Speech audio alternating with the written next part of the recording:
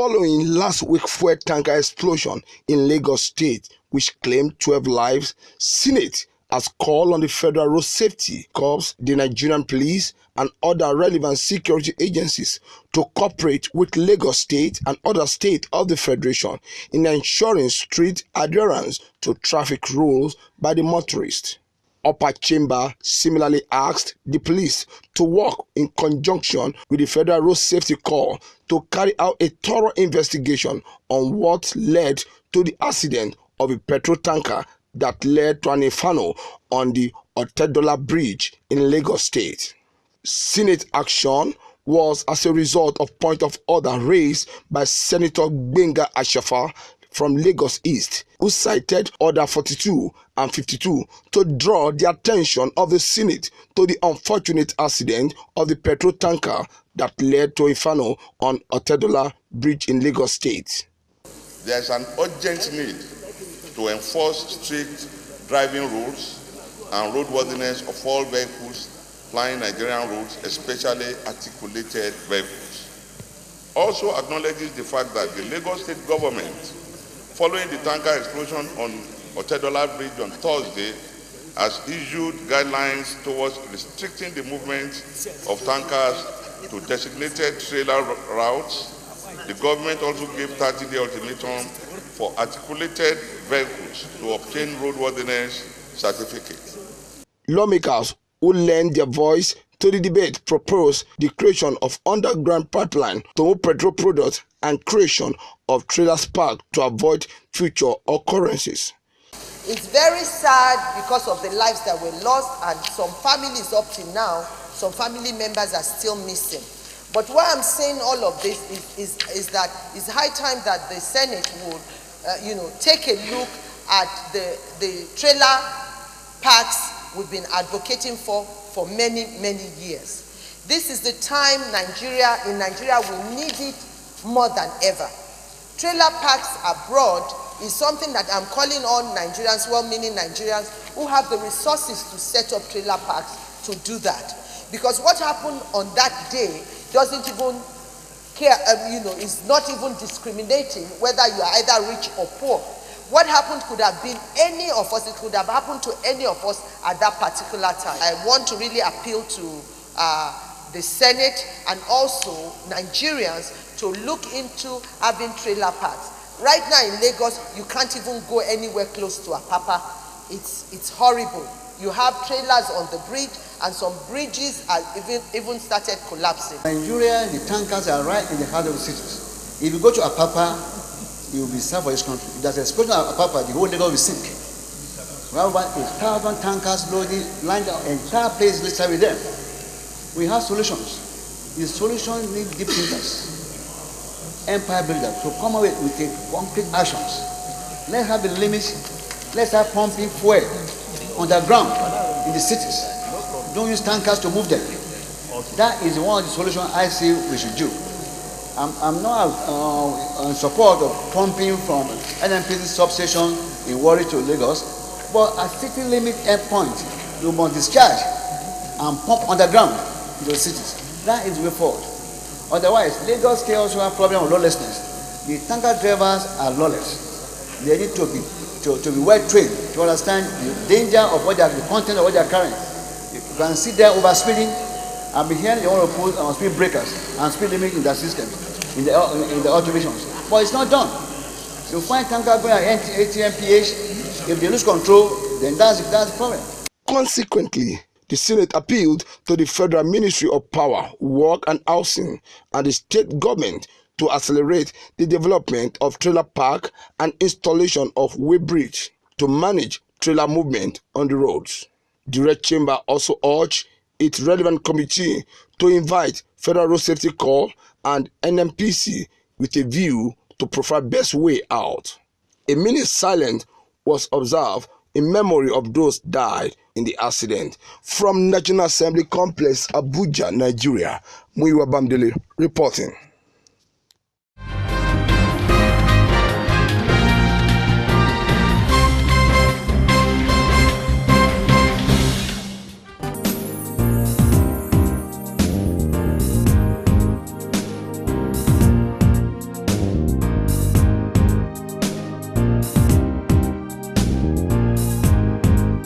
In furtherance of the diversification policies of this administration, the Federal Executive Council has approved the contract for exploration and consultancy on some of the targeted mineral resources in the mining sector at the cost of 12.7 billion naira.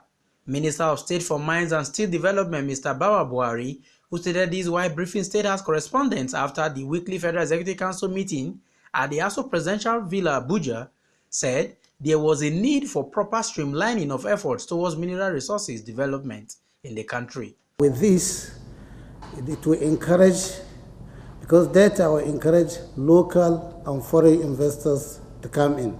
Our major challenge has been a bankable data, and most mining companies will not want to come to your country where they are not sure of what they are going to meet. And Nigeria has the potential for minerals, although we've not been known as a solid mineral destination. We've been known for oil and gas destination. The perception is gradually changing, and for us to really encourage these people to come in, we really need to explore, because you cannot mine without information, and the information can only be gotten through exploration. So government today approved for us to start on some of our targeted minerals in line with what we have in the roadmap. Contract for rehabilitation and repairs of some roads in the southeast geopolitical zone was re-awarded at the cost of 11.8 billion naira, as made known by the Minister of Information and Culture, Lai Mohammed. The first I want to speak of is the approval for the re-award of the contract for the rehabilitation of Oji, Achi, Maku, Augu, Indiaba Road section in Enugu State. That memo was approved today, and the contract in the sum of 11,558,069,376 naira was awarded to Messrs. Cetraco Nigeria Limited. I think what happened in this road was that the contract was awarded earlier to a company that failed, and Cetraco, that was given this other section of the road and has performed, has now been given this re-awarded this section of the road, while the other contractors the earlier contract was rescinded. Council also awarded the Link Road and associated infrastructure connecting the second Niger Bridge with adjoining communities at the cost of 206 billion naira. Today, the federal government, the Federal Council, has now approved the award of the Link Road. The bridge itself is just 1.95 meters, but the Link Road is about 11.9 kilometers. And this contract was awarded, of course, to Julius Berger for the sum of 206 billion naira. If you remember, the project was conceived by the last administration under a PPP arrangement, which failed, and that is why the federal government had to take over this contract, and so far I think about 14 billion naira had been paid to contractors handling the bridge. But the contract today that was awarded is the Link Road and the associated infrastructure that will link the bridge. Other memos from the Ministry of Finance and Petroleum Resources also made it to the council meeting. From the Aso Presidential Villa, Abuja, I'm Festus Ejirogen Efifen for Ben Television.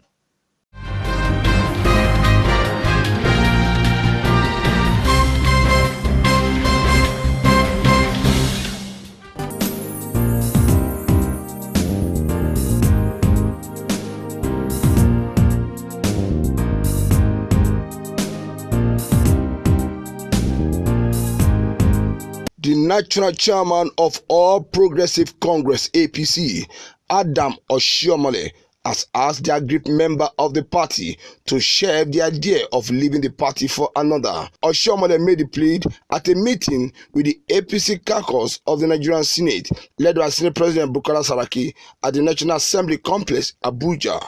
Oshiomhole said he will put in place a conflict resolution mechanism which will handle all the crises within the party. What our people think about us in terms of our future political engagement. So I want to assure everyone that it is not unusual to have the sort of issues that we probably have in a couple of places. But I bring aboard a determination, working with you and together with you to address each of those problems with a view to finding sustainable solutions and win-win solutions. We do not promise that the fact of our now being in office means an end to differences or contestation. In fact, I would like to deepen the contestations, but to move them away from individual grievances to contestation on policy choices and policy options, on governance issues, on all of those issues that affect the quality of service delivery and our order of priority in terms of those service delivery, so that we can begin to move away from individual-based approach to ideologically driven political parties, so that when we have a divide, it is a divide on issues, not a divide on who gets what, who lost what. Meanwhile, Senate President Bukola Saraki acknowledged that there were challenges in the party and it was the responsibility of the leadership to address them. I think the challenge of leadership is always to be able to find solutions to that. So your attitude, your approach, the comments you have said to us this afternoon are very, very promising, and I'm sure as much as possible we will get the support of our colleagues here, even by the attendance enough. As you rightly said, when you were here seeking for the position, the attendance was not like this. So I think from that point of view, and I want to ensure that by the time we go into a closed door session, some of us will be able to express some views that will help us in moving the party forward. So once again, Mr. Chairman, we welcome you and thank you for coming. Oshiomhole was accompanied to the meeting by the members of the National Working Committee of the ruling party. In Abuja, Muyiwa Bamdele reporting.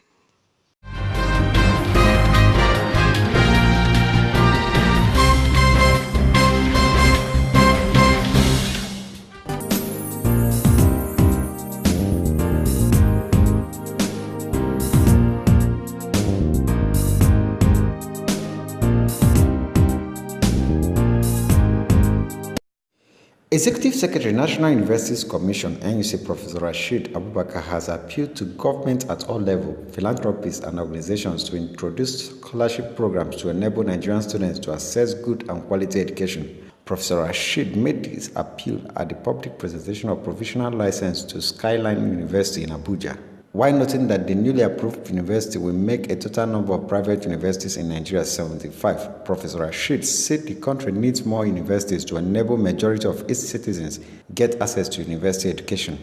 If you look at the population of 198, which is nearly 200 million, and if you bear in mind that the total enrollment in our universities today, all the 164 universities, is slightly less than 2 million. It's just 1.961 million students in the universities. That translates to roughly 1% of the population. 1% of the population are in the university, and I think it's not healthy. So we need more access. That's why we need either more universities or we need to expand existing universities. We need to create more space for more Nigerians to get university education, but not just any university education, but quality university education. We are appealing to the governments, various governments in the country, the federal government, the state governments, local governments, and philanthropists to institute scholarships for indigent students who are intelligent, to enable some of them to access the quality education. NUC boss who praised the proprietor of the university, Mr. Kamepuri, as the first non-Nigerian to directly establish a university in the country, said federal government will welcome any serious and credible investor willing to invest in the country's education sector. He is the first non-Nigerian foreigner who has directly, there may be some who have come indirectly that we don't know, but directly come in to invest in university education. This is the future. NUC would like to encourage serious investors, serious and credible investors will be welcome in Nigeria to establish universities, campuses also, provided they are here to give us good and healthy competition and provide us with good quality higher education. The Minister of Education, Malam Adamu, represented by the Permanent Secretary in the Ministry, while presenting the license to the university, said Nigeria as a nation has been challenged with the problem of access to university education. It is well known that the problem of access to university education in Nigeria continues to pose serious challenges and therefore requires continued efforts to address it. Prior to this approval, Nigeria had 163 universities, servicing a population of over 190 people. If you do the math, you know we are currently underserved. Nigerian private universities have contributed over the last 18 years and will continue to contribute to the opening of access for the growing population of candidates seeking university education. Saying it right way back 2012 when I was opportune to chair the committee for the implementation of the Northwest University, that Kano State, from the figures that we have now, needs the minimum of 10 universities. Minimum to be able to at least cater for 60% of those seeking for admission, qualified seeking for admission. Proprietor of the university, Mr. Kamepuri, said they are in Nigeria to make university education more accessible and of good quality. Nigeria can expect few things. Number one, technology in education, because the world is changing. See, when we look to the world, as I mentioned, cybersecurity, artificial intelligence, augmented reality, robotic is spreading in every field. We are equally strong like fintech, risk management, merger and acquisitions, etc. And now teaching has changed quite large. It's a collaborative teaching and it's a lifelong learning. It's not that, let's take example, even in media today. Digitization is changing the shape of media today. It is not going to be a wall television for a long time. You will see digitization will take over many things. So all industry require technology and we are the leaders in that. In Abuja, LM Chugwamka report.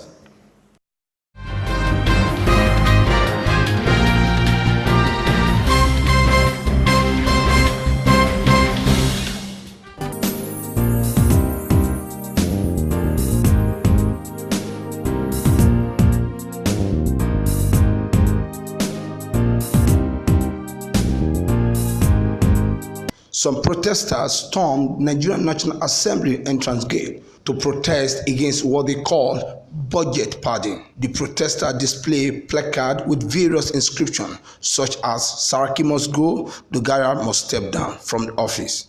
This is coming as the lawmakers resume from their Salah break.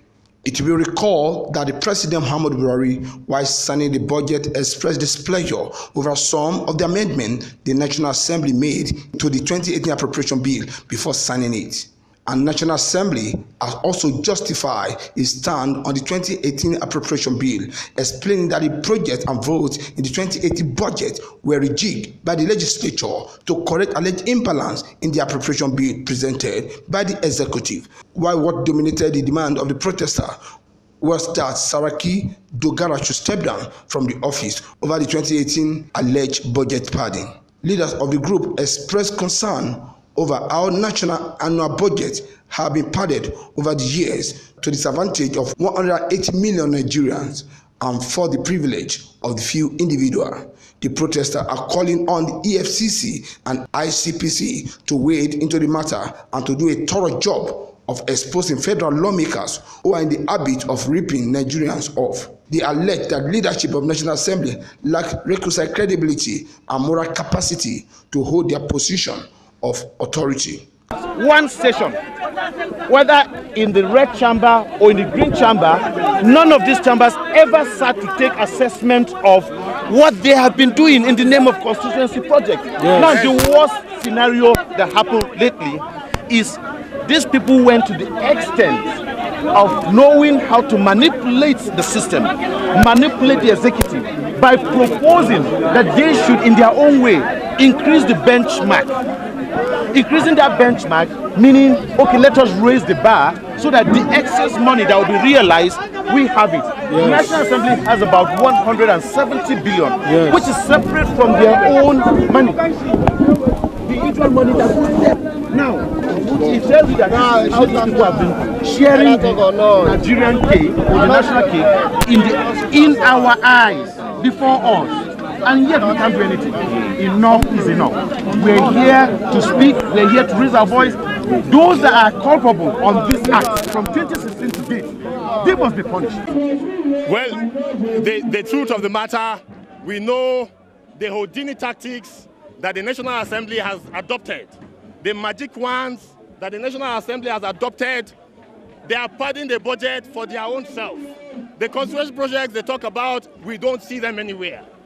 The National Assembly members, because the National Assembly is being headed by a Saraki, cannot come up to the plinth of integrity. So the padding of the budget is not in the interest of the masses. Even if you are saying you are not a rubber stamp agency, your duty is to scrutinize the budget. Your duty is to make sure that what is in the budget is in line with prudent management of finances. It's in line with efficient management of finances, not to go and make a bogus budget and then go behind and begin to corrupt public servants, begin to negotiate with heads of agencies and ministries to collect bribes and kickbacks and so on and so forth. The security operatives at the National Assembly are having ethic day dissuading the protester who stormed the National Assembly in their number. From Abuja, Muyiwa Bamdele reporting.